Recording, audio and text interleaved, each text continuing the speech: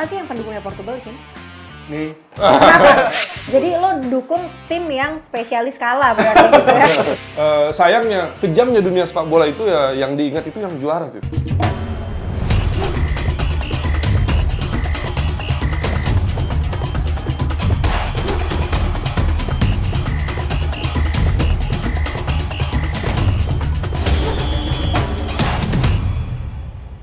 Beberapa pertandingan sudah digelar di Pildun 2022 dan ternyata banyak banget loh tim-tim non-unggulan yang tampil mencengangkan.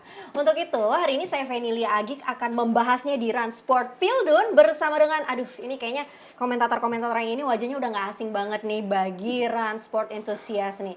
Jangan cengengesan dong, disapa dulu dong penontonnya. Ini ada Afif Safi Hernandez atau Safi Alonso. Itu Sabi ya? Sabi, itu Sabi. Sabi Hernandez. Halo. Ini orang Spanyol nih kayaknya. Mungkin disapanya pakai bahasa Spanyol nih kita ya. ¿Qué tal estás hoy? Pronuncia Juita. Itu artinya apa? Nggak tahu. Asal-asal aja, yang penting kayaknya Spanyol. Wede. Ini Spanyol beneran nih.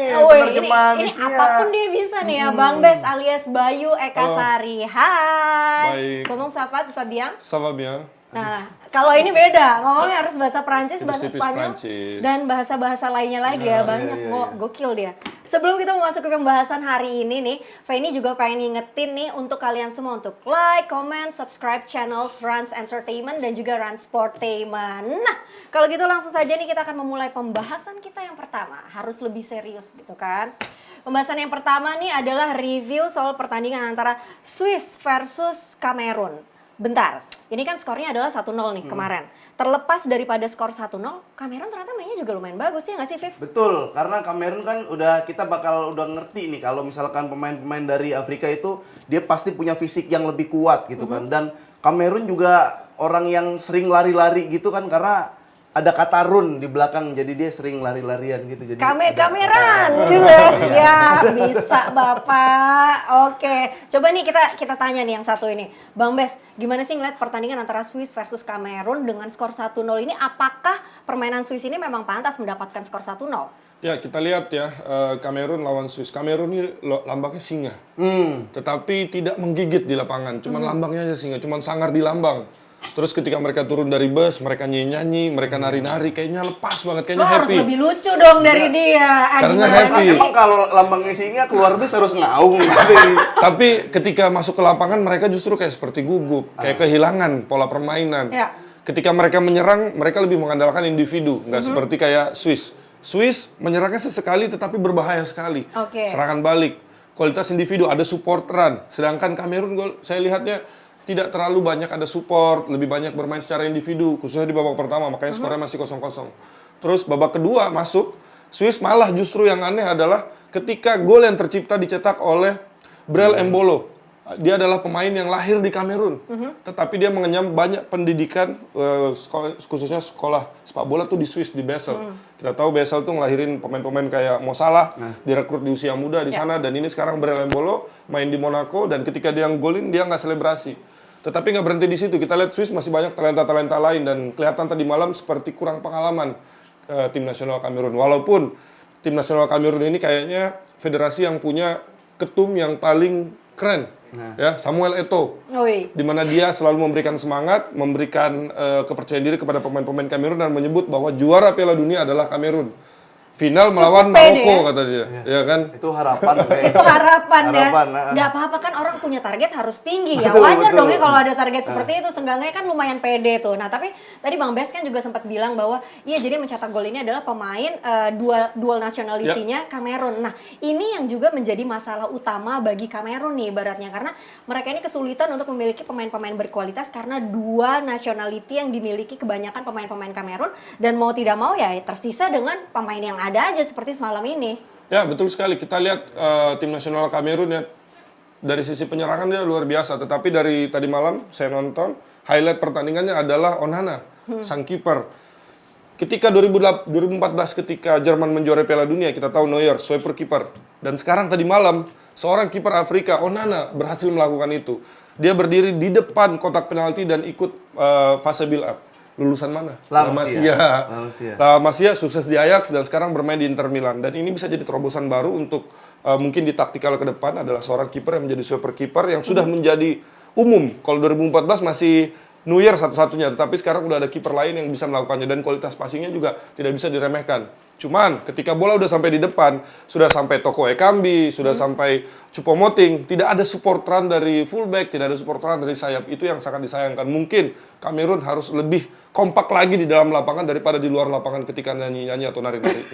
Tapi nih Safli, terlepas daripada tadi kurang kompak kan kayak yang dikatakan sama Bang Bes nih kan. Tapi kalau kita lihat mereka itu melakukan tembakan lebih banyak daripada Swiss. Swiss 7, mereka 8. Kemudian shot on targetnya juga lebih banyak. Tetapi memang kita lihat lini depannya ini masih tumpul ya. Nah, kalau Swiss banyak pemain-pemain berpengalaman. Rata-rata mereka main di Liga Eropa gitu kan ya. Di Liga-Liga Eropa maksud saya. Nah, tapi kalau Kamerun kan pemainnya ibaratnya siapa sih yang tahu, mungkin ada beberapa nama yang kita tahu dan tidak semuanya, tidak merata. Gimana sih kamu ngelihatnya? Ya kalau Kamerun itu memang dia selain belum ada kapasitas pemain yang top di Eropa gitu, dia juga kayaknya nggak terlalu ngikutin instruksi pelatihnya. Dia memang benar-benar kalah tenang banget sama Swiss lah. Swiss agak lebih tenang dikit. Terbukti ketika serangan Swiss tuh textbook dari kanan terus cutback ke tengah, itu terus yang dilakukan sama Swiss, tapi lama-lama dan jebol-jebol juga kayak padahal itu textbook gitu udah sering dilakukan, tapi dia nggak bisa cara mengantisipasinya. Itu sih yang dilakukan sama Kamerun. Masih bingung dia. Cakep nih komennya, digeser nih Bang Bes nih bentar lagi nih. Wih, hati-hati loh Bang Bes. Jadi dia nih yang jadi komedian, ini yang serius gitu ya. Jadi kebalik ya. Oke, kita nih bergeser ke pertandingan selanjutnya juga yang kemarin sudah berjalan, tepatnya Kamis 24 November jam 8 kemarin. Jadi ada pertandingan, salah satu pertandingan yang favorit yang gue suka banget nih nontonnya adalah pertandingan Uruguay versus Korea Selatan. Memang keduanya berbagi 1 poin, skornya 0-0, tapi permainan keduanya ini enak dilihat dan yang mengerikan adalah Korea Selatan nih mainnya. Setuju nggak sih Bang Bes? Kenapa enak dilihat? Karena ini adalah pertandingan paling efektif di Piala Dunia sampai sejauh ini. Tambahan waktunya cuma 1-2 menit. Iya. Ya di babak pertama khususnya. Ini Berarti artinya on ball-nya banyak ya? Ini artinya apa? Waktu efektifnya lebih banyak. Ini yang dimau FIFA. Mereka tidak mau banyak pergantian pemain, masuk medis, terus wasting time, terus ada pelanggaran, apa segala macam. Dan pertandingan tadi malam ketika ada pelanggaran, jatuh, berdiri lagi. Ya kan dua-duanya memang negara yang warrior lah. Petarung semua. Dan kita lihat sepak bola tuh ada 3 momennya, menyerang, bertahan, dan transisi. Dan yang transisi ini dilakukan dengan baik oleh kedua tim. Skor memang kacamata ya, tetapi kita lihat kedua tim ini harus alert, harus benar-benar waspada sambil melihat situasi. Karena kita lihat ketika Uruguay menyerang, kerebut bola sama Korea Selatan, mereka udah langsung harus defense lagi. Ketika Korea hilang bola, Uruguay lagi harus siap, Korea harus siap. Jadi temponya tinggi dari segi kecepatan perpindahan transisi itu tadi. Dan juga kalau kamu ngelihatnya nih ya, ini kan apa ya, ibaratnya adalah pemain-pemain muda dan juga pemain senior dijadikan satu nih di timnas Uruguay nih. Sejauh ini kamu ngelihatnya seperti apa? Ya kalau dibilang solid, Uruguay memang solid gitu. Tapi untuk lawan Korea, dibilang transisi yang terlalu cepat, itu dia terlalu takut buat nyerang menurut saya. Kalau misalkan ngelihat pertandingan semalam, dia tuh terlalu mengandaikan kalau Korea tuh kayak yang bener-bener serem banget. Bahkan ada beberapa menit yang Uruguay-nya itu parkir seperti itu. Cuma bahkan dia tuh kalau udah di depan kayak Nunes itu selalu menang sprint kalau kita lihat lawan pemain Korea, tapi itu nggak bisa dimanfaatkan gitu. Dan Valverde juga walaupun ada beberapa kali shoot, ada yang mentok tiang juga, dia agak lumayan beda lah sama Valverde yang di Madrid lah gitu. Kalau di Madrid dia bisa umpan asal-asalan ke tengah, Benzema selesai. Tapi sekarang nih kayak Suarez, Nunes juga kayak belum terlalu padu. Tapi untuk di lini belakang, Godin mah masih tetap Godin lah, masih tukang tebas segala macam gitu. Kita tunggu lawan Uruguay. Saya malah penasaran Uruguay Portugal dengan cara main Uruguay yang kayak agak takut-takut lawan Korea kayak gitu. Uruguay Portugal. Nah, nanti kita akan bahas nih soal Portugal, tapi saat ini Feni masih pengen bahas dulu nih dari Bang Bes. Kan Korea Selatan sebenarnya tampil di Pildun kali ini dengan beberapa cedera dari pemain, terus gitu juga ada pemainnya yang underperform juga kayak Huang dan juga Kwon gitu. Tapi ternyata melawan tim sekelas Uruguay, mereka bagus loh mainnya. Mereka menurut saya dari semua lini nggak ada celah. Setuju nggak sih? Kadang-kadang di tim itu yang salah satu faktor penentu adalah pelatih. Dan kita tahu Paulo Bento, pelatih dari tim nasional Korea, bukan orang sembarangan. Sudah pernah memimpin di Piala Dunia sebelumnya, memimpin Portugal, timnas Portugal, terus dia memimpin Korea sekarang. Dan kita lihat mainnya Korea tadi malam, mengalir, menyerang bahkan. Kan Asia terkenal dengan gaya bermain yang bertahan. Kita lihat bagaimana tim-tim seperti Iran bertahan tapi akhirnya gagal ya kan. Arab Saudi juga bertahan tapi di middle third. Dan sekarang Korea Selatan dia melakukan pressing di atas. Ya sama seperti kurang lebih seperti Jepang, tetapi dengan flavor dengan rasa yang berbeda. Kita bisa pastikan di tim nasional Korea, apalagi mereka sekarang banyak pemain yang main di luar negeri. Salah satunya yang terkenal adalah Kim. Kim yang mana? Jong-un. Lima-limanya Kim itu Ada di namanya belakang Kim lima-limanya semua Kim. namanya Kim yang mana nih Pak gitu. Kalau kita bicara soal Kim, tentunya yang paling sekarang jadi bahan pembicaraan adalah Kim Min-jae yang sekarang main di Napoli. Kalau mikirnya kimchi sih. Makanan ya. Lapar nih kan gitu. Lanjut. Kim Min-jae yang bermain di Napoli sebagai center back.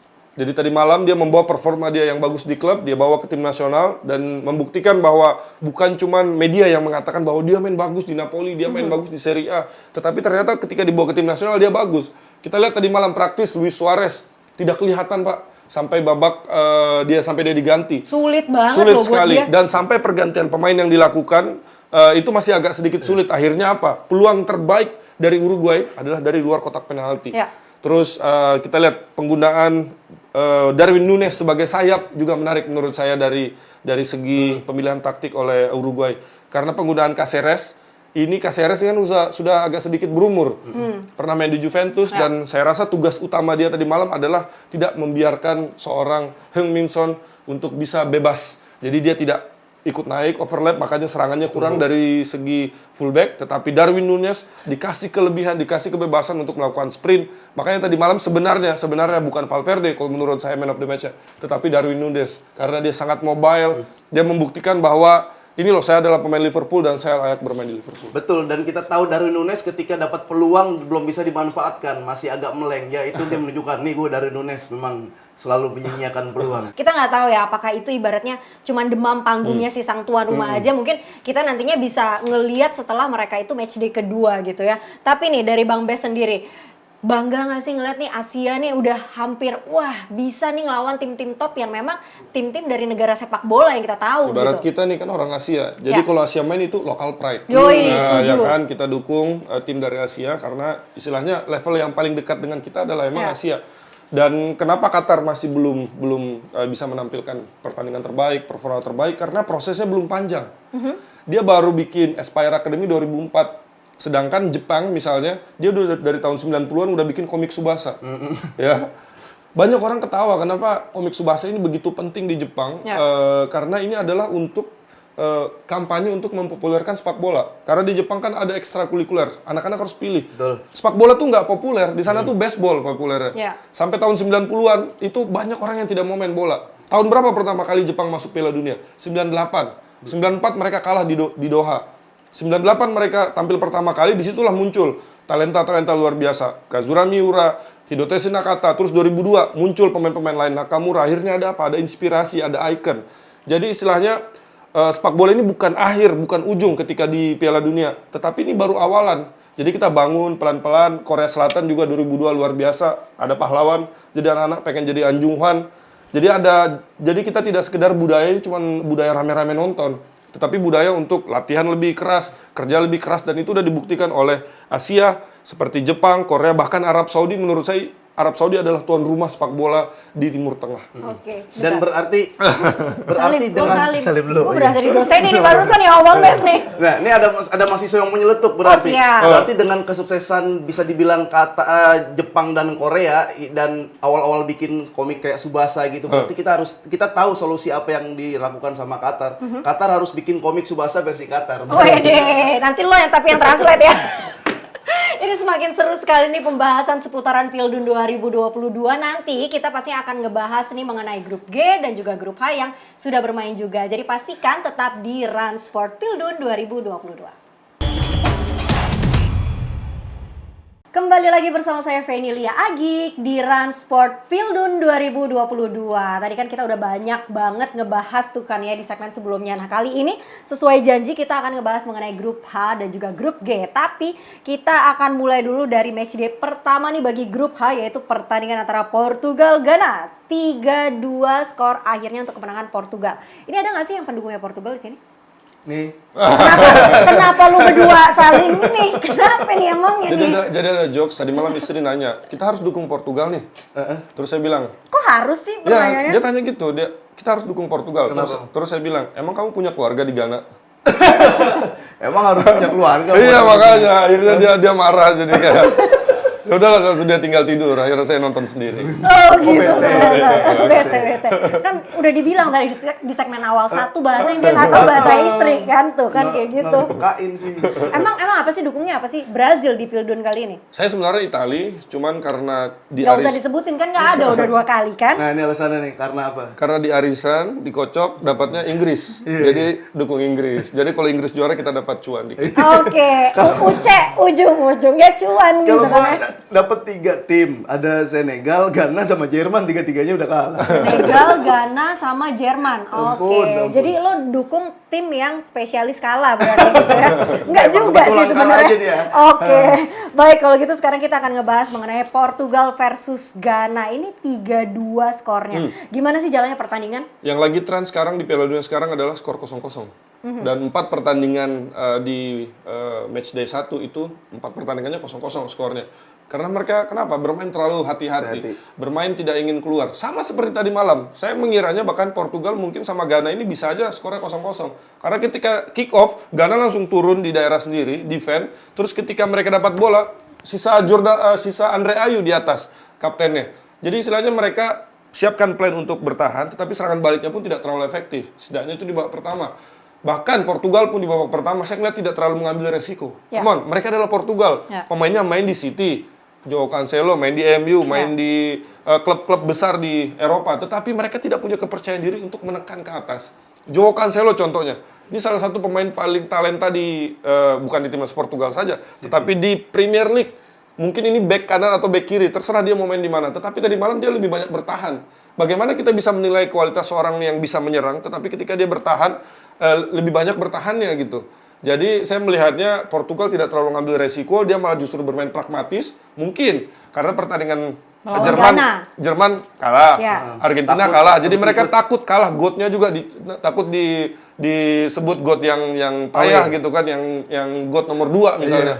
Tetapi ketika babak kedua mulai ada perubahan. Pergantian pemain yang dilakukan Fernando Santos, memasukkan William Carvalho ke tengah untuk menjadi double pivot, memberikan kebebasan kepada seorang Bruno Fernandes.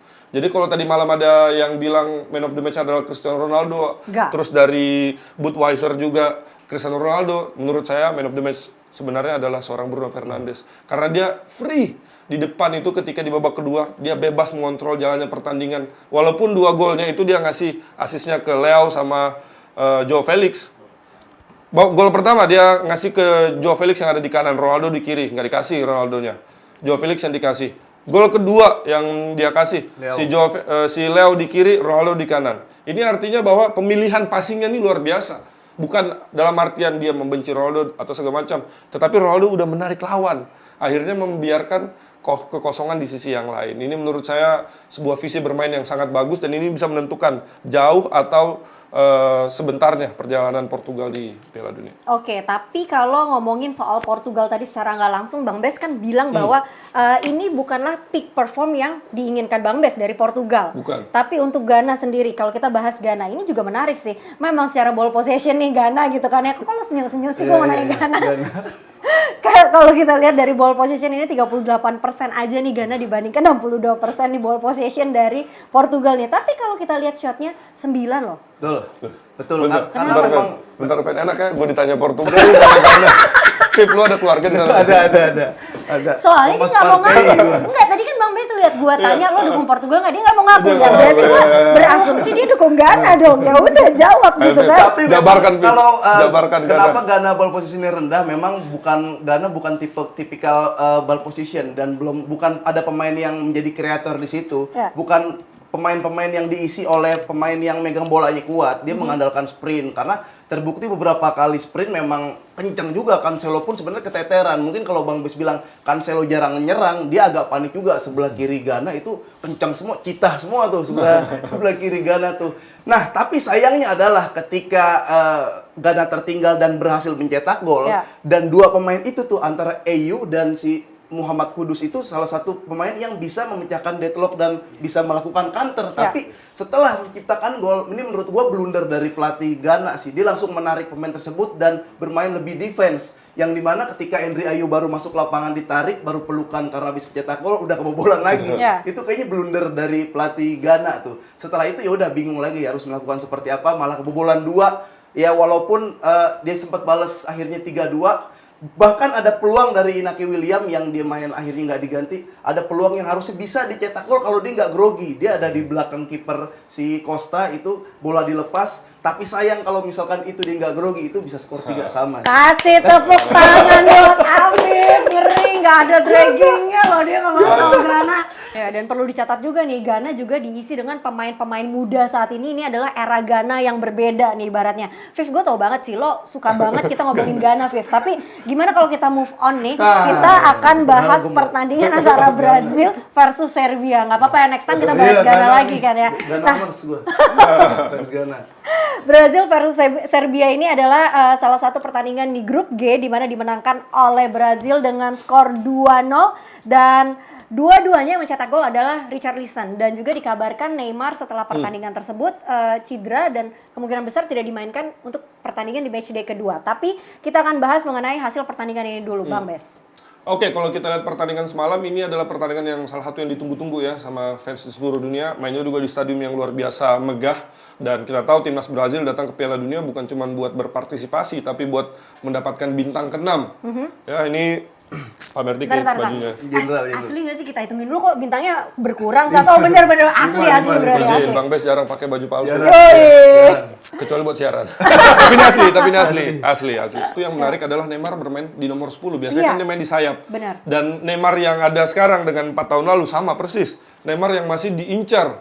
Neymar yang selalu jadi incaran. Iya loh. Dan rekor istilahnya. Rekornya kalau nggak salah itu 10 pelanggaran, tetapi pertandingan kemarin 9 karena keburu diganti. Mungkin kalau dia lanjut bisa nyampe 10 tuh. Tapi dijaga ketat banget ya. Setelah pertandingan, ankle-nya bengkak. Saya langsung kirim fotonya ke fisioterapi tim nasional Indonesia, kawan. Kira-kira berapa lama? Minimal seminggu, karena itu ada pembengkakan dan mungkin ada gumpalan darah di situ. Jadi saya rasa mungkin bisa jadi Neymar tidak bisa bermain di sisa fase grup. Tetapi Tite sudah bilang tadi di press conference bahwa Neymar akan terus bersama timnas Brazil sampai mereka selesai di turnamen. Jujur ya, sebelum pertandingan antara Brazil versus Serbia ini, gue itu mengharapkan skornya itu imbang setidaknya 1-1 karena Serbia kita tahu diisi pemain-pemain hebat juga ya nggak sih? Saya melihatnya skornya mungkin masih tetap menang Brazil tapi dengan skor yang tinggi 4-2, 5-2, 5-3 karena Serbia ini punya potensi di fase grup dia mengalahkan Portugal. Portugal akhirnya terpaksa ikut playoff. Dan saya lihat Serbia ini seperti mereka punya senjata, mereka punya peluru, tetapi tidak diisi, tidak dipakai. Mereka punya Dusan Vlahovic, mereka punya Luka Jovic, mereka punya Filip Kostic yang bermain Juventus. Cukup bagus di level klub di 4 pertandingan terakhir, main terus, assist juga, tetapi tidak dimainkan.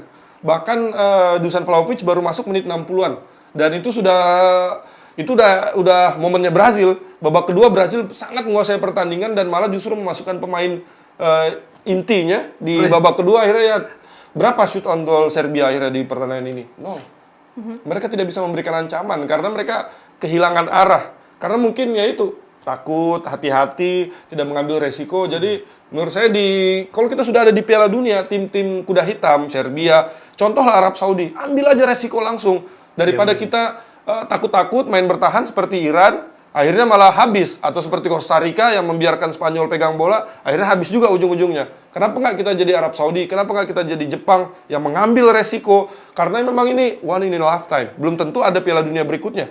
Ya. Dan emang mungkin ya pelatih Serbia ini dia nontonnya cuma Liga Inggris ketika Fulham lawan Liverpool, jadi dia terlalu percaya sama Mitrovic. Dia nggak nonton Liga Italia, ada playoff. Padahal banyak banget pemain-pemainnya di Liga Italia kan. 11 pemain di Serie A loh, itu luar biasa loh. Tapi ya terlepas daripada hasil Serbia ini sama sekali tidak memiliki shot on target, ya sudah lah ya. Tetapi kita juga harus memberikan ibaratnya kesempatan yang luar biasa untuk Brazil. Ya, juga kita harus garis bawahi Brazil ini, perbedaan Brazil dengan mungkin Argentina, salah satu favoritnya Afif, kedalaman skuad. Ibaratnya Brazil ini dia bisa juara Piala Dunia dengan pemain-pemain yang ada di bangku cadangan aja bisa. Yang B-nya. Karena ada Rodrigo, Anthony tadi, terus Neymar nanti menarik, dia akan keluar. Siapa yang akan menggantikan di pertandingan berikutnya? Nggak usah khawatir, pasti kualitasnya kurang lebih sama. Tapi Perannya kan, pasti akan diberikan. nah ini dia, ini yang menarik karena ini adalah skuad yang sudah dipupuk Tite. Mungkin dia bilang oke lah di Piala Dunia sebelumnya mereka nggak bisa ngedapetin apa-apa, tetapi setidaknya dengan skuad kali ini yang dia bawa, dia sudah yakin. Oke, Neymar tidak ada, Neymar cedera, mungkin dia bisa santai. Kalau 4 tahun lalu mungkin dia nggak santai ketika Neymar nggak ada karena ada Neymar dependensia. Yes, betul sekali. 2014 ketika timnas Brazil kehilangan Neymar karena cedera lawan pemain Kolombia, Zuniga kalau nggak salah dihajar dari belakang pakai lutut, terus dia cedera out dan akhirnya Brazil berantakan. Karena siapa? Karena ketika Neymar out yang diandalkan adalah seorang Fred, striker nomor 9, berat, kaku. Dan sekarang kita lihat Neymar, kelebihannya apa? Speed, akselerasi, dribbling, itu bisa dilakukan oleh pemain-pemain lain. Anthony misalnya yang bermain di Manchester United, atau bahkan Rodrigo bisa dapat kesempatan untuk membuktikan bahwa dia juga bisa di situ. Yang menjadi masalah sebenarnya, titik kelemahan Brazil ini bisa dicatat adalah ketika mereka kehilangan fullback-nya. Mereka membawa lebih banyak center back daripada fullback. Jadi kalau Danilo atau Alexandro kenapa-napa, nah ini agak sedikit repot. Mungkin Eder Militao harus main jadi bek kanan, atau mungkin Marquinhos bisa jadi bek kanan, karena mereka tidak punya banyak opsi. Kita tahu ada Dani Alves, tetapi Dani Alves saya rasa tidak terlalu akan bisa mengikuti intensitas pertandingan di Piala Dunia kalau dilakukannya 4 hari berturut-turut. Mungkin satu pertandingan bisa, tetapi kalau main terus-terusan mungkin akan keteteran juga karena umur sudah tidak muda, 39. Oke, baik, kita akan membahas terlebih dahulu ya. Kita lihat hasil klasmen sejauh matchday pertama dari grup A sampai dengan grup H. Di grup A saat ini Belanda dan juga Ekuador sama poinnya dan juga torehan golnya sama-sama 2 dan meraih 3 poin. Sementara di grup B yaitu Inggris, favoritnya Bang Bes nih untuk saat ini di Piala Dunia kali ini, ada 3 poin di urutan pertama dan Wales di urutan kedua 1 poin. Coba kita lihat grup C nih, Viv. Kalau yang seperti gue bilang, kalau Argentina tuh lawan di match pertama jangan terlalu dikeluarin semua senjatanya. Oh, jadi menurut lo ini emang sebuah strateginya betul, gitu. Bukan cuma lawan yang ada di grup C biar nggak dicatat sama pelatih-pelatih lain nanti ketemu tim-tim unggulan. Oh gitu, Jadi coba. emang kalah dulu. Itu nanti akan dibuktikan berarti di matchday kedua. Nah, sementara di grup D nih, Prancis urutan pertama dengan 3 poin dan Tunisia di urutan kedua dengan 1 poin. Sementara Denmark berada di urutan ketiga 1 poin, Australia nihil poin. Dan di grup E tentu saja ada Spanyol 3 poin dan Jepang di urutan kedua dengan 3 poin. Waduh, ini emang menarik ya kalau ngomongin Spanyol. Xavi Bol. Safi, Enrique lah itu udah pasti Enrique. Safi nggak bisa kayak gitu. Aduh, di grup F nih ada Belgia dengan 3 poinnya dan juga Kroasia di urutan kedua dengan 1 poin. Sementara Maroko ada di urutan ketiga yaitu 1 poin juga. Raihannya sama-sama dengan Kroasia yaitu hasil dari nihil gol ketika pertandingan berlangsung. Oke, kalau begitu sekarang saatnya kita untuk membaca untuk grup H. Portugal tadi sudah kita bahas, mendapatkan 3 poin, yaitu di urutan pertama saat ini, dan di urutan kedua ada Korea dengan 1 poin, berbagi dengan Uruguay 1 poin di urutan ketiga. Wow, ini masih banyak lagi pasti yang akan kita bahas nih, karena kita akan bergeser ke segmen selanjutnya. Saatnya kita untuk preview akan ada pertandingan apa sajakah di sisa minggu ini nih ibaratnya. Jadi pastikan tetap bersama kita nih di Run Sport Pildun 2022. Terima kasih masih bersama kami di Run Sport Pildun 2022. Saatnya kita untuk preview mengenai pertandingan-pertandingan yang akan berlangsung selama beberapa hari ini, yaitu ada pertandingan antara Wales versus Iran, Qatar versus Senegal, Belanda versus Ekuador, dan tentunya Inggris versus USA. Ini kayaknya dari tadi Afif nggak sabar nih, pengen preview Wales versus Iran. Gua kasih waktunya buat lo semua, Afif. Ada yang Inggris.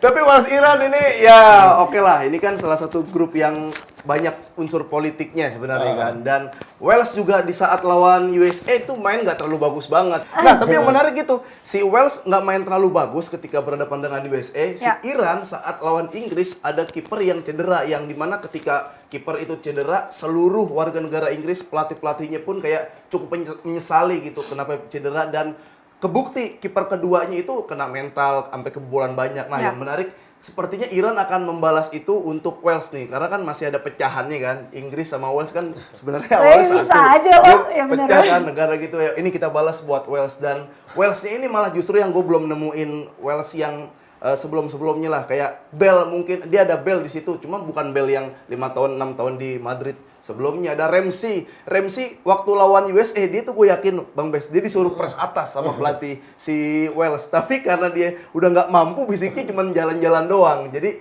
ini pertandingan yang menarik nih, Iran harusnya bisa mencuri poin di sini. Gua salut sama dia nih, emang keren banget nih dia jawab Wales versus Iran. Oke, siap. Jadi Bang Bes, tadi katanya Afif kan pada pertandingan pertama Iran ini dikalahkan dengan skor yang mencolok oleh Inggris 6-2. Kemudian USA ini sendiri berbagi poin dengan Wales dengan skor 1-1. Bagaimana melihat ini untuk mereka menghadapi matchday kedua ini? Persiapan Iran menuju Piala Dunia ini kita bisa bilang tidak mudah karena mereka mengganti pelatih, terus ada konflik juga di negaranya, dan ketika mereka bermain lawan Inggris, mereka melakukan protes, mereka tidak ingin menyanyikan lagu kebangsaan, dan menurut saya ketika ada negara yang tidak fokus pada sepak bola tapi fokusnya malah hal yang lain, justru kadang-kadang hasilnya kurang bagus. Contoh Iran, contoh Jerman, ya kan? Dan Iran saya rasa harus lebih fokus lagi pada sepak bolanya. Kenapa? Karena menurut saya Iran ini adalah salah satu tuan rumah sepak bola di Asia. Bagaimana passion, bagaimana mereka punya pemain-pemain yang berkualitas. Pemain-pemainnya bukan pemain dari liga yang sembarangan. Yang satu main di Porto, si Meditaremi, terus ada lagi juga Sardar Azmoun yang ada konflik dengan pemerintah, dengan federasi, sempat ingin dicoret, sempat tidak ingin dipanggil, akhirnya dipanggil. Itu pasti akan menguras stamina, menguras mental. Walaupun dia bermain di Bayer Leverkusen. Ya, jadi menurut saya Iran harus lebih fokus, dan lawannya ini bukan lawan yang sembarangan juga, Wales. Wales kalau kita bisa bahas sedikit soal taktik, mereka main 3-4-3 dan menggunakan target man.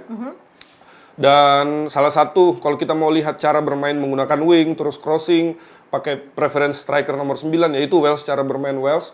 Dan kita lihat kemarin lawan Amerika Serikat ya tidak terlalu kelihatan juga, golnya juga cuma penalti, dan kita berharap Bale bisa mengeluarkan magicnya, tetapi sekarang Bale yang kita kenal bukan Bale Real Madrid, tetapi Bale Los Angeles Galaxy. Jadi menurut saya ini akan jadi pertandingan yang ketat, tetapi mungkin Wales lebih siap di Piala Dunia daripada Iran. Meskipun Wales tidak memiliki banyak pilihan di lini tengah, apalagi kalau misalkan Joe Allen kenapa-kenapa gitu kan. Joe Allen kita tahu umurnya sudah tidak muda lagi, tetapi saya rasa masih ada Neco Williams, masih ada pemain-pemain lain yang bermain di Liga Inggris, khususnya di Nottingham Forest, salah satu klub penyumbang terbanyak di timnas Wales, dan dengan pengalaman ini, saya rasa mereka akan bisa memberikan perlawanan kepada Iran dan mencoba menuju pertandingan terakhir dengan kepercayaan diri. Karena kalau Inggris sudah bisa menang lawan Amerika Serikat, tentu mungkin Inggris akan menurunkan pemain yang lapis kedua atau ketiga. Jadi di situ Wales bisa mengincar setidaknya 1 poin. Karena minimal bisa lolos dari fase grup sudah pencapaian yang luar biasa. Tapi dari pertandingan Wales versus Iran yang akan berlangsung pada pukul 5 waktu setempat kita nanti, menurut kamu skornya seperti apa? Kok sebenarnya nggak enak ya? Nah, Iran nih harus main bertahan, tapi kita perlu ingat lagi Meditaremi ini orang yang seperti gampang menciptakan gol gitu kan. Walaupun dia di Iran, tapi dia punya insting cetak gol lah. Saya rasa Iran tuh harus mencetak gol, dan 2-1 lah buat Iran. 2-1 buat Iran? Maksudnya Iran yang menang? Iran menang 2-1. Oke. Bang Bes, ini gue agak kaget nih. Bang Bes gimana? Saya rasa Wales juga bukan tim yang terlalu banyak menyerang. Kita tahu kapasitas seorang Gareth Bale kan udah ada batasnya juga. 2-1 lah. Buat Iran kan? Untuk Wales. Oh. 2-1 untuk Wales kan? Oke, siap. Kita lihat aja ntar. Ya kan? Wede. Emang keren ya, Afif nih emang selalu berbeda gitu kan ya. Nah selanjutnya nggak hanya pertandingan itu aja, tetapi hari ini juga pada pukul 8 waktu Indonesia Barat akan ada pertandingan antara Qatar melawan Senegal. Nah ini cakep nih kalau kita ngomongin Qatar versus Senegal. Kan tadi kan sempat gue bilang kan ya, kita bakalan lihat apakah Qatar kemarin itu demam panggung di pertandingan pembuka melawan Ekuador atau tidak. Malam ini akan jadi jawabannya, benar nggak Fif? Betul, kalau kemarin dibilang lawan Ekuador, sempat kayak ada yang bilang mafia Ancur. main nih. Ya, dan hancur banget. Ada yang bilang mafia main kayak Ekuador nih bisa dikasih bonus sama orang-orang Qatar. Iya dan kan? iya sesuai harga yang kalau lolos ke fase berikutnya. Ya. Tapi kita mesti tahu juga Ekuador banyak mafianya juga.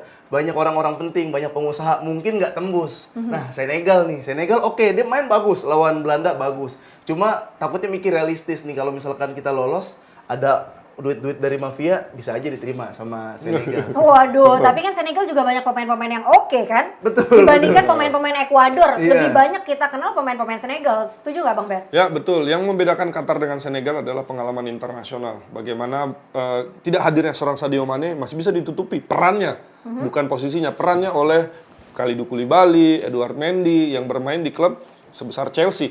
Kalau kita lihat siapa sih pemain dari Qatar yang bermain di luar negeri, praktis tidak ada. Pernah ada yang sempat mencoba merantau, tapi akhirnya ternyata lebih enak main di negara sendiri.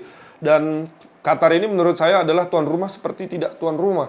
Tuan rumahnya justru negara-negara Arab yang lain yang lagi main di situ. Ya. Tunisia, Maroko, Ya. itu justru penontonnya lebih fanatik, Ya. penontonnya kayaknya lebih ketika lawan pegang bola itu disurakin, Ya. ketika mereka pegang bola mereka dikasih semangat, dan ketika Qatar bermain justru Anteng justru gitu ya. terbalik, malah justru penonton tuh malah pulang. Iya, Gitu kan ini kasihan sih. kalah 2-0 langsung pulang, tidak stay sampai akhir. Jadi menurut saya ya sayang aja gitu loh. Itu justru Ngurusin menjatuhkan bisnisnya mental kali ya. ya. Ngurusin bisnisnya lebih penting gitu. Sangat-sangat disayangkan bahwa tim sekelas Qatar yang jadi tuan rumah persiapannya sudah bagus, permainannya kita nggak bisa berharap banyak juga dari Qatar. Ya. Di Piala Dunia sebelumnya kan tidak main, dan sekarang kita lihat dukungannya pun tidak maksimal. Ya, dan kalau kita membicarakan mengenai Qatar versus Senegal ini ada dua nama yang mencolok. Dari Qatar adalah Saad Al-Shib dan dari Senegal adalah Eduardo Mendy. Kita lihat head to head-nya.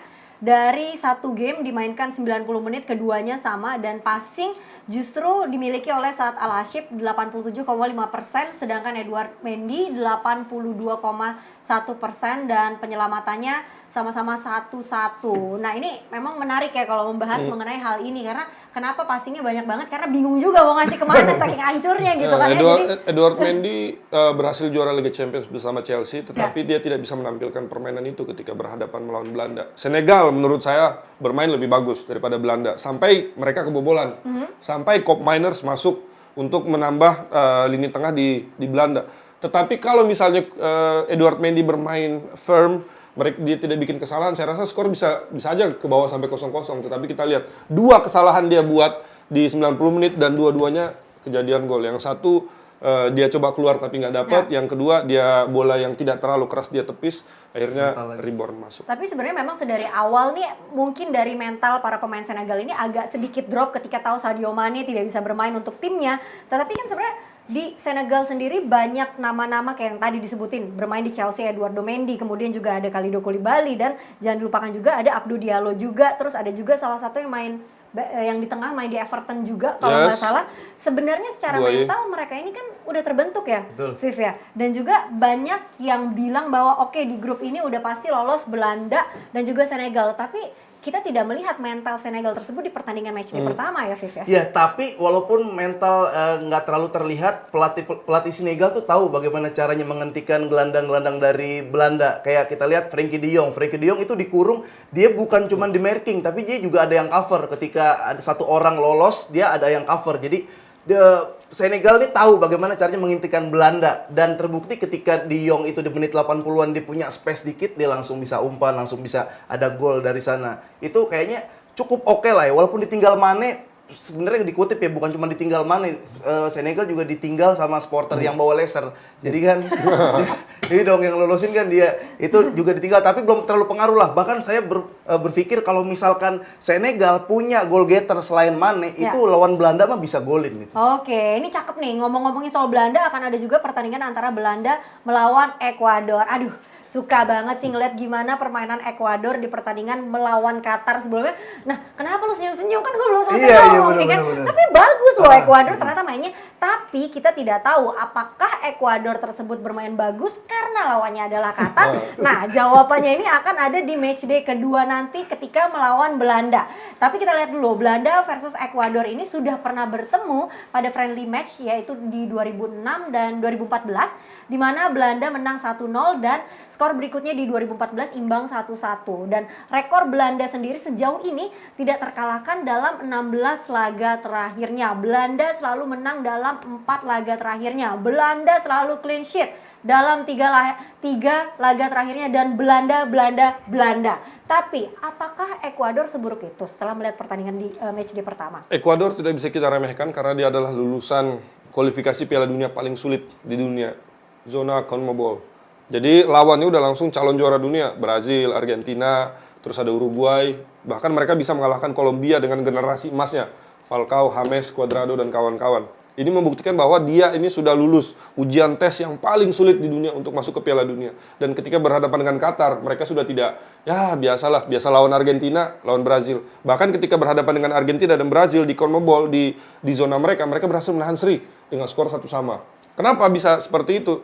Di bawah permainan yang bagus di zona kualifikasi, dibawa ke Piala Dunia, mereka tetap setia dengan gaya permainan mereka. Apa sih gaya permainannya? Mengandalkan kecepatan di sayap, mengandalkan intensitas, mengandalkan fullback yang overlap. Ya. Kita tahu ada Estupiñán, ada Ibarra, ada Estrada, bahkan Ener Valencia yang mungkin seliwiran di telinga kita di Liga Inggris, kelihatan seperti Ronaldo mainnya tadi malam, mainnya bagus. Itu keren sih dia mainnya. Jadi saya rasa intensitas yang ditawarkan oleh Ekuador ini bisa menyulitkan Belanda, apalagi kalau pressing, second ball, Belanda kalah secara fisik, nah ini akan jadi masalah. Kalau mereka tidak siap untuk di pressing oleh Ekuador, ini akan jadi masalah untuk tim nasional Belanda. Ya, dan beberapa pertandingan juga sebenarnya kebukti ketika ada negara yang imbang, tapi di satu negara ada pemain yang bermain di Eropa atau di top level, itu benar-benar pengaruh. Ya. Seperti kayak Valencia, si Estupiñán juga lagi bagus di Liga Spanyol. Nah, tapi masalahnya adalah bagaimana kalau ada negara yang diisi beberapa pemain penting di Eropa, lawannya negara unggulan, itu Ya. yang lebih seru sih nanti lawan Belanda. Nah, Belanda emang negara unggulan, tepatnya diunggulkan untuk lolos sebagai juara grup di grup A ini. Yes. Belanda diisi para pemain-pemain hebat, tetapi menurut gue nih, Belanda tidak diunggulkan menjadi juara World Cup. Yes, betul. Belanda ini adalah kalau kita masuk Piala Dunia di Indonesia udah pasti favoritnya. Siapapun juaranya, favoritnya itu adalah Belanda. Orang banyak sekali Karena ada Belanda. kedekatan tersendiri Karena ada ya. kedekatan. Bahkan acara-acara nobar kalau timnas Belanda itu besar. Yoi. Ya, tapi sekarang kenyataan berbicara berbeda. Fakta di lapangan berbeda. Berapa kali Belanda juara Piala Dunia? Ya. Jawabannya tidak pernah. Ya. Mereka masuk final 3 kali, 74, 78, dan 2010. Tetapi di 3 kesempatan itu mereka kalah. Hat-trick. Sayangnya, kejamnya dunia sepak bola itu ya yang diingat itu yang juara, Viv. Ya benar. Ya, kita ingat Mau, Prancis, mau kita main ingat bagus, Italia, mau kita main ingat Jerman. gimana gitu ya. Ya. Nah, ini adalah saat yang membuktikan untuk Belanda bagaimana mereka bisa nggak dengan generasi yang sekarang, dengan pelatih yang sudah sangat senior sekarang, bisa nggak membuktikan bahwa mereka nggak sekedar bisa teori saja, tetapi bisa juga untuk ada end product. Ini bahasa yang keren menurut saya dalam dunia sepak bola, end product, hasil. Apakah ada hasil tahun ini? Saya rasa sih tidak. Tidak. Jadi, tapi setidak-tidaknya mereka bisa lolos grup lah ya. Kalau lolos grup itu jaminan bukan sih. perkara yang sulit Bukan perkara menurut yang saya. sulit untuk Belanda, Karena mereka apalagi grupnya isinya ini ya. tinggal membutuhkan 1 kemenangan. Tetapi Belanda ini dia dihuni dengan pemain-pemain yang bertalenta. Kita tahu Virgil van Dijk, Matthias de Ligt, Ya. ada di sana semua, Memphis Depay. Tetapi kekurangan terbesar Belanda adalah mereka tidak punya seorang Van Persie, Van Nistelrooy, Arjen Robben. Era itu sudah lewat. Era yang begitu menyerang saja mereka kalah dengan Spanyol karena mereka nggak pegang bola. Apalagi sekarang menurut saya akan sedikit kesulitan, tetapi mungkin akan ada sejarah bisa diputar balik, sejarah bisa dibuat oleh mereka yang berusaha, dan mungkin Belanda karena dapat dukungan juga, dapat doa juga dari Indonesia ya kan, Iya. ya bisa dapat hasil yang bagus. Kalau doa sih sama Indonesia tiap tahun didoain ya. Iya, ya, pasti ya. Cuma yang menarik dari Belanda nih, dengan kemarin menang cuma 2-0, dia tuh nggak semua lini dikasih lihat kekuatannya kalau menurut gua. Itu yang bekerja murni di lini tengah De Jong, nyerang De Jong ada di kotak penalti Iya. Senegal, bertahan De Jong ada di kotak penalti Belanda gitu. Dia oke lah Gakpo golin, tapi Gakpo tuh kayak belum semuanya dikeluarin. Jadi menurut gua ini cara Belanda tersendiri untuk melangkah jauh. Kayak misalkan kalau Bang Bes bilang saat era Van Persie, Robbennya udah nggak ada, itu malah nggak juara. Ya justru sekarang nih Belanda nih, orang-orang yang kayak gitu udah nggak ada, kita pelan-pelan. Juara-juara biasanya setiap kompetisi jarak jauh itu menangnya yang bukan langsung 6-0, 5-0, bener-bener pelan-pelan 2-0. Ntar dicari lagi kesalahannya apa, main pelan-pelan, baru dikeluarin semua senjatanya. Itu yang terjadi sama Belanda kalau gue bilang. Strategi pelatih beda nih, ngeri Bukan banget pelatih, nih. kompetisi jarak jauh semuanya. Oke, kita akan membacakan dulu nih head to head dari para pemain Belanda dan juga Ekuador. Kita mulai dari kiper terlebih dahulu yaitu Andries Noppert dan juga Hernan Galindas. Di sana 78% berbanding 55,6% untuk passingnya. Kemudian Virgil van Dijk di sana dan Piero Hincapié di sana, dan 79% untuk Virgil van Dijk passing, sedangkan 97% sempurna menjadi milik lawan. Dan tadi ada Frenkie de Jong juga versus Hector Mendes nih, Afif. Ya, jauh sih. Kalau saya lihat nanti Bantuin gue jauh, ngomong. jauh kalau misalkan. nanti malam mungkin bisa kita lihat salah satu pemain yang cukup jadi perbincangan di Eropa sekarang di Liga Inggris di Brighton Hove Albion, Moises Caicedo. Oke. Sebenarnya juga punya nama dan kemarin di pertandingan pertama melawan Qatar tidak terlalu kelihatan. Tetapi mungkin pemain-pemain yang seperti ini, pemain-pemain berlian yang belum diasah seperti ini malah munculnya di pertandingan-pertandingan genting. Kayak misalnya lawan Belanda. Karena tentu dia nggak akan mau main lah di Albion seumur hidup. Pasti dia akan targetnya naik level terus. Dan inilah saat yang paling penting untuk membuktikan bahwa gua punya kelas di sini. Jadi mungkin dia akan menjadi key player pada laga malam ini. Untuk Ekuador. Untuk Ekuador. Dan kita akan beralih ke selanjutnya preview pertandingan antara Inggris versus Amerika Serikat. Nah ini, Bang Bes, silakan nih Bang Bes. Oke, ini adalah football melawan soccer ya. Wah iya. Bang Bes, Football dan soccer. lo Inggris, dia mau yang Amerika Amerika, Serikat. Dia bilang silakan. gitu. Oke, timnas Inggris menang dengan meyakinkan kemarin melawan Iran, tetapi menurut saya kemenangan yang disertai dengan kebobolan itu berarti harus ada evaluasi. Namanya pelatih, kita pasti akan mau ngevaluasi pertandingan, mau kita menang, mau kita kalah juga evaluasi. Apalagi kalau ada kebobolan 2. Kenapa bisa kebobolan 2? Dan kebobolannya pun menurut saya di menit akhir. Dan kalau misalnya skor itu seri, terus dia kebobolan 2, ya ujung-ujungnya dia kalah atau dia sudah cetak 1-0. Ini menurut saya Inggris yang sekarang belum sempurna, belum paten sekali, masih banyak yang harus diperbaiki. Tapi kemarin cukup mengejutkan saya ketika mereka lawan Iran. Biasanya mereka main 3 back, biasanya mereka start dengan 3, tetapi kemarin mainnya 4. 4 lagi. Saya sedikit meragukan seorang Harry Maguire ketika bermain di 4 back, tetapi kemarin ternyata tidak terlalu banyak tekanan ternyata dari Iran dan akhirnya bisa bermain lepas, dan salah satu kunci kemenangan Inggris, suka nggak suka ya Harry Maguire. Nah, dan formasi 4-2-3-1 ini kan memberikan kebebasan untuk seorang Mason Mount di lini tengah, terus di sisi kiri kanannya ada Raheem Sterling sama Bukayo Saka. Tetapi yang perlu kita garis bawahi buat adik-adik atau pemain-pemain semua yang ingin jadi striker nomor 9. Pertandingan melawan Iran kemarin adalah contoh yang sangat bagus untuk kita menjadikan pelajaran, untuk jadikan patokan bagaimana menjadi striker nomor 9 di era modern. Jadi nggak hanya menunggu di tengah, nggak hanya duel dengan center back, tetapi ketika harus sprint juga bisa, ketika harus crossing juga bisa. Berapa crossing yang dilakukan oleh Harry Kane kemarin, 3-4 kali crossing dan satunya berbuah assist. Dan ini menurut saya salah satu terobosan di dunia kepelatihan, dan striker seperti Harry Kane yang bisa bermain secara fleksibel sekali, hybrid wingers yang masuk ke dalam, dia keluar. Ini bisa jadi sebuah kunci buat Inggris. Jadi sebagai seorang pelatih, ini adalah pertandingan yang indah ketika itu. Inggris terutama yang dimaksud adalah itu sepak bola kekinian begitu ya? Kekinian. Banyak yang kita pelajari. Seperti Arab Saudi kemarin bermain di middle third, terus bagaimana Jepang mengalahkan Jerman juga, itu banyak sekali ilmu yang kita dapat. Oke, Amerika Serikat, Viv? Iya.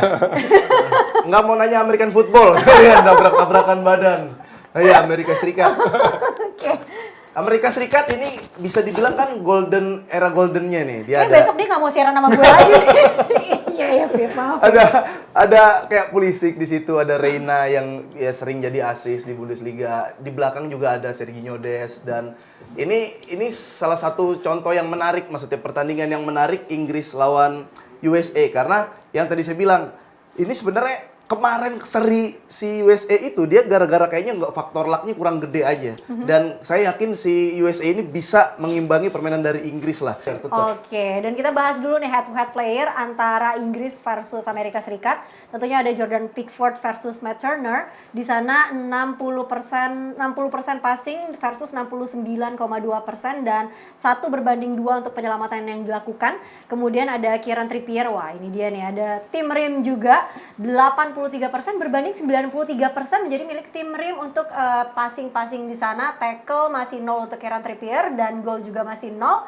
Sementara Jude Bellingham versus Tyler Adams, 95,8% passingnya versus 89,9%, dan Jude Bellingham ini sudah menciptakan 1 gol. Dan kemudian ini salah satu pemain favorit saya di Inggris, Bukayo Saka. Wah, Ini Bukayo Saka sudah dimainkan sebanyak 70 menit ternyata sejauh ini dengan 82% passing yang akurat dan 2 gol. Silakan. Piala Dunia sekarang ini bukan cuma mencari siapa yang juara dunianya yang seru atau pemain terbaiknya. Bahkan yang menjadi rebutan sekarang ini adalah pemain muda terbaik. Yes. Karena anak-anak muda sekarang umur 18, umur 19 sudah cetak gol, sudah jadi tulang punggung di tim nasional. Jude Bellingham, Bukayo Saka, Gavi tadi di Spanyol. Jadi mungkin panitia yang akan memilih siapa pemain terbaik, pemain muda terbaiknya agak pusing. Sulit, Karena pemain-pemain muda di bawah umur 20 tahun sudah mulai berani menunjukkan diri. Jadi semakin cepat mereka tampil di pentas dunia seperti Mbappe 4 tahun lalu. Dan sekarang kita lihat pemain seperti Jude Bellingham. Mungkin orang cuma dengar namanya aja.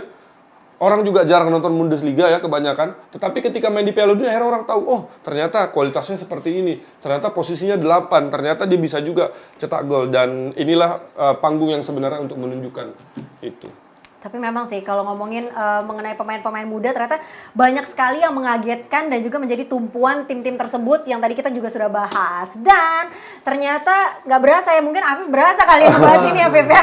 Ternyata nih pengen bahas Iran, Ghana, Tunisia. Ntar, kita pamit dulu habis itu lo bahas sendiri, nggak apa-apa, ada segmen khusus buat lo Afif. Dan itu tadi pembahasan kita mengenai prediksi pertandingan dengan para komentator handal Afif Safi. Ini harus dia duluan Bang Bes yang gue sebutin namanya. Afif Safi dan juga Bang Bes, Bayu Eka Sari. Nah sekarang saatnya kita untuk bagi-bagi hadiah nih untuk para penonton setia Run Sport Pildun. Caranya gampang sekali, kalian tinggal jawab pertanyaan di kolom komentar. Jangan lupa tulis akun Instagram kalian. Yang beruntung akan mendapatkan hadiah dari Run Sportainment. Pertanyaannya, siapakah nama kapten dari Timnas Belanda? Gampang nih Afif mah, pejem aja dia langsung 74. jawab. Jangan tahun 74. Oke lah kalau gitu Run Sportainment Enthusiast, langsung aja dijawab di kolom komentar. Jangan sampai salah jawabannya karena akan ada hadiah menanti dari Run Sportainment. Makanya tonton terus program Run Sport Pildun ya. Dan sekarang saatnya saya Feni Lia Agik, Afif Safi dan juga Bayu Eka Sari untuk pamit undur diri. Sampai jumpa lagi di acara-acara selanjutnya yang berhubungan dengan Pildun ini pastinya. Terima kasih. Terima kasih. Bye.